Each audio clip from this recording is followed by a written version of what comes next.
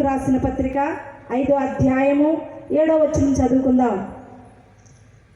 శరీరధారి అయిన దినములలో చదవండి. మహారోదనముతోను కన్నీళ్లతోను తన్ను మరణము నుండి రక్షింపగల వానికి ప్రార్థనలను యాచనలను సమర్పించి భయభక్తులు కలిగి ఉన్నందున ఆయన అంగీకరింపబడెను. సరిపోతాము. ఇక్కడ ఎబ్రీయులకు రాసిన పత్రికలో చూసినట్లయితే 5వ అధ్యాయము 7వ వచనంలో శరీరధారి అయిన దినములలో మహారోదనముతోనూ కన్నీళ్లతోనూ తన్ను మరణం నుండి రక్షింపగలవానికి ప్రార్థనలు యాచనలను సమర్పించి భయభక్తులు కలిగి ఉన్నందున ఆయన అంగీకరింపబడెను. ఎవరు అంగీకరింపబడి ఉన్నారంటే దేవాతి దేవుని యేసయ్య. అంటే ఆయన శరీరధారికి లోకంలోనికి వచ్చాడు. ఆయన శరీరధారికి లోకంలోనికి వచ్చాడు. నీ కోసం నా కోసం వచ్చాడు ఆయన. నీ పాపముల కోసం నా పాపముల కోసం వచ్చాడు ఆయన. కన్నీళ్లతో ప్రార్థన చేశారా చేయలేదు? ఆయన కన్నీళ్లతో ప్రార్థన చేశారు. గెత్సేమనే తోటలో కన్నీళ్లతో ప్రార్థన చేశారు. ఆయన చెమట రక్తముగా మారింది. అంటే ఆయన శరీరధారిగా ఎవరి కోసం వచ్చాడు? ఆయన నీ కోసము నా కోసము వచ్చాడు. ఈ లోకంలో తను బలి అయిపోయాడు, మరణమును గెలిచాడు, సజీవుడై తండ్రి రొమ్మున ఆనుకుని ఉన్నాడు. ఆయన సింహాసనం మీద కూర్చుని ఉన్నాడు.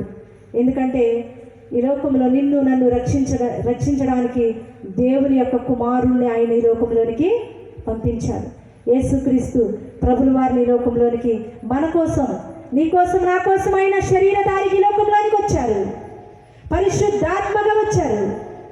ఆయన తన శరీరాన్ని నలగొట్టుకున్నారు, తన రక్తాన్ని చిందించారు. ఎవరి కోసం? నీ కోసం నా కోసం, నా పాపము కోసం నీ పాపము కోసం ఈ లోకంలోనికి వచ్చారు ఆయన. ఇంకొక మాట చూసుకుందాం. అంటే ప్రార్థన గురించి చెప్పాం కదా. ఈ వచనంలో ప్రార్థన చేయాలి. ప్రార్థన అంటే బలమైన ప్రార్థన ఉండాలి. ప్రార్థనలో విజయం ఉంది, ప్రార్థనలో శక్తి ఉంది. ప్రార్థన చేస్తే అద్భుతమైన కార్యాలు జరుగుతాయి. జరగవా? జరుగుతాయి. ఎందుకు జరుగుతాయని చెప్తున్నానంటే ఒక సాక్ష్యం మీకు తెలియపరుస్తున్నాను. చిన్న సాక్ష్యం అయిపోద్ది. ఏం జరిగిందంటే మే నెల 4వ తారీఖుని మేము చినకాపురం వెళ్ళాం. చినకాపురం అంటే ఆక్వీడ్ సైడ్. చినకాపురం వెళ్ళిన తర్వాత వాళ్ళ అక్క కొడుకు అనమాట. వాళ్ళ అక్క కొడుకు ఏం జరిగిందంటే డిసెంబర్లో వివాహం జరిగింది. డిసెంబర్లో వివాహం జరిగిన తర్వాత అతను ఏం చేశాడంటే, వివాహం జరిగింది, చక్కగా పెళ్ళైపోయింది, శుభ్రంగా ఉన్నారు. అయితే ఆ వివాహం జరిగిన తర్వాత 4 నెలలకి ఆమె గర్భఫలంతో ఉంది. ఆమె దేవుడు చక్కటి గర్భఫలాన్ని అనుగ్రహించాడు అనుకున్నారు. అయితే అక్కడ ఏం జరిగిందంటే 4వ నెల వచ్చిన తర్వాత వివాహం జరిగింది. ఆమె చక్కగా ప్రెగ్నెంట్ అయింది. 4వ నెల 4వ మాసం వచ్చింది. హాస్పిటల్కి వెళ్ళవలసి వచ్చినప్పుడు హాస్పిటల్కి వెళ్ళారు వాళ్ళు.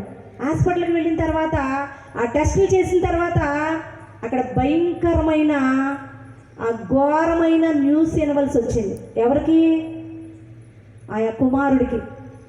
అంటే తన భార్యకు టెస్టులు చేశారు. చేసిన తర్వాత అక్కడ ఏమని రిపోర్టులో వచ్చిందంటే హెచ్ఐవి అని వచ్చింది. ఎంత భయంకరమైన పరిస్థితి అంటే, ఎంత బాధాకరమైన పరిస్థితి అంటే, చక్కగా వివాహం చేసుకున్నారు, చక్కగా జీవితాన్ని కొనసాగిస్తున్నారు. సడన్గా ఏం జరిగిందంటే గర్భఫలం వచ్చింది. చక్కగా ఒక బిడ్డని నేను సంపాదించుకుంటున్నాను అనుకునే లోపల హాస్పిటల్కి వెళ్ళిన తర్వాత తెలిసింది హెచ్ఐవి వచ్చిందని, తన భార్యకి హెచ్ఐవి ఉందని. ఎంత భయం అండి! ఒకసారి ఆలోచన చేద్దాం. మనం హెచ్ఐవి ఉంటే ఎంత భయము, ఎలాంటి స్థితిలోనికి మనం వెళ్ళిపోతాం ఒకసారి ఆలోచన చేద్దాం. ఆ యవనస్తుడు ఎంత భయపడిపోతూ, చాలా భయపడిపోయాడు. ఎంత నలిగిపోయాడంటే అసలు చనిపోదామనే స్థితిలోనికి అతను వెళ్ళిపోయాడు.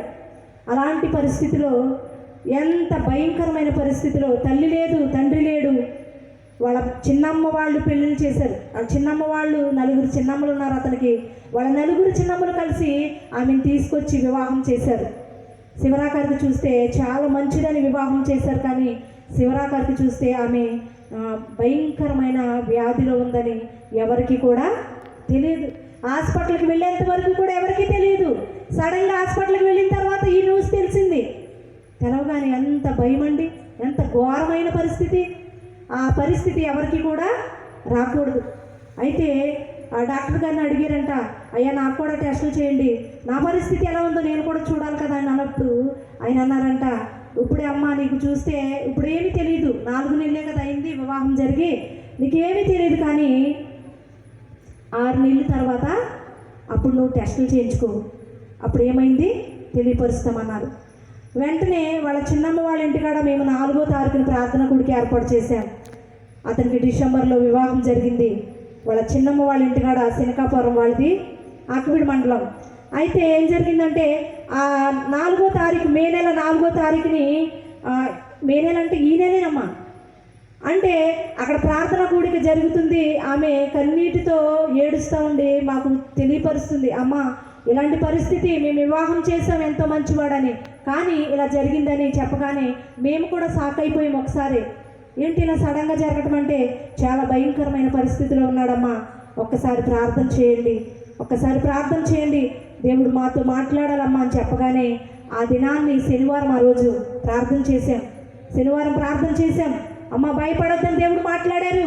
అద్భుత రీతిలో నార్మల్ రిపోర్ట్లు రాబోతున్నాయని చెప్పారు. మనుషులు చెప్తే కార్యం జరుగుతుందా? దేవునికి స్తోత్రం, హల్లెలూయా. మనుషులు చెప్తే దేవుని కార్యాలు చూడలేం. దేవుడు మాట్లాడితేనే దేవుని కార్యాలు మనం పొందుకోగలుగుతాం. నేను మనిషినే, దేవుని కాదు, కానీ దేవుని పరిశుద్ధాత్మ నాలో ఉండి వాళ్ళతో మాట్లాడింది. ఏం మాట్లాడిందంటే, దేవుడు మాట్లాడారు, చెప్తున్నారు, నువ్వు టెస్ట్ చేయించుకో, వెంటనే నార్మల్ రిపోర్ట్లు నువ్వు చూడబోతున్నావు అని చెప్పగానే ఆ తల్లి తన కుమారుడితో చెప్పింది, నాయనా నీకు నార్మల్ రిపోర్ట్లు రాబోతున్నాయి, దేవుడు మాట్లాడారు, ఒక్కసారి హాస్పిటల్కి వెళ్ళి చూపించుకో అనగానే ఆ తల్లి చెప్పిన మాటకు లోబడి ఆ కుమారుడు ఆ రాత్రి అంతా ప్రార్థన చేసుకున్నాడు. భయపడుతూనే ఉన్నాడు, ప్రార్థన చేశాడు, కానీ భయం అనేది అతనిలో ఉంది. ఎవరమైనా భయపడమా? చావు ఎదురవుతుంటే ఎవరికైనా భయం వస్తుంది, చావు ఎదురైపోతుంది, మనం భయపడిపోతూ ఉంటాం. అలాగే ఆ యవనస్తుడు కూడా చాలా భయపడిపోతూ ఆ డాక్టర్ గారి దగ్గరికి వెళ్ళారు. డాక్టర్ గారి దగ్గరికి వెళ్ళిన తర్వాత టెస్టులు చేశారు. 1 గంట సేపు కూర్చోమన్నారంట. 1 గంట సేపు కూర్చున్నాడు. కూర్చున్న తర్వాత వెంటనే రిపోర్ట్లు పట్టుకొచ్చి ఇచ్చారు. అసలు ఏం చేయాలో తెలియని పరిస్థితి. ఆ రిపోర్ట్లో ఏముందో కూడా తెలియదు ఇతనికి. చూస్తున్నాడు, మాట్లాడుతున్నాడు డాక్టర్ గారితో. ఒకసారి డాక్టర్ గారి దగ్గర పిలిచారు. అతను లోపలికి వెళ్ళాడు. మాట్లాడినప్పుడు తన కళ్ళంట నీళ్ళు వచ్చేస్తున్నాయి. ఆపుకోలేకపోతున్నాడు వేదన. తల్లి లేదు, తండ్రి లేడు, నాకు నాన్నవారు ఎవరూ లేరు అని ఏడుస్తూ కన్నీరు కారుస్తున్నాడు. వెంటనే డాక్టర్ గారు, నువ్వు కన్నీరు కార్చ అవసరం లేదు, దేవునికి స్తోత్రం, నువ్వు కన్నీరు కార్చ అవసరం లేదు. 6వ తారీఖున మే నెల 2024వ సంవత్సరం మే నెల 6వ తారీఖున సోమవారం మంచి రిపోర్టులతో అతను మాకు ఫోన్ చేశారు. దేవునికి స్తోత్రం, హల్లెలూయా. నార్మల్ రిపోర్ట్లు వచ్చినాయి. ఎంత గొప్ప భాగ్యం అంటే, దేవుడు నమ్ముకున్న వారిని ఎంత మాత్రము కూడా సిగ్గుపరిచే దేవుడు ఎప్పుడు కూడా సిగ్గుపరచుడు. ఆయన మళ్ళీ ఎప్పుడు తలెత్తుకునేలా చేస్తాడు. నేనెప్పుడు అవమానపరచుడు, నేనెప్పుడు కూడా సిగ్గుపరచుడు. ఆయన ప్రార్థనలో శక్తి ఉన్నది, ప్రార్థనలో విజయం ఉన్నది, ప్రార్థనలో మనకు కావలసినవన్నీ మనం పొందుకుంటాం. ప్రార్థనే మనకి ఊపిరి.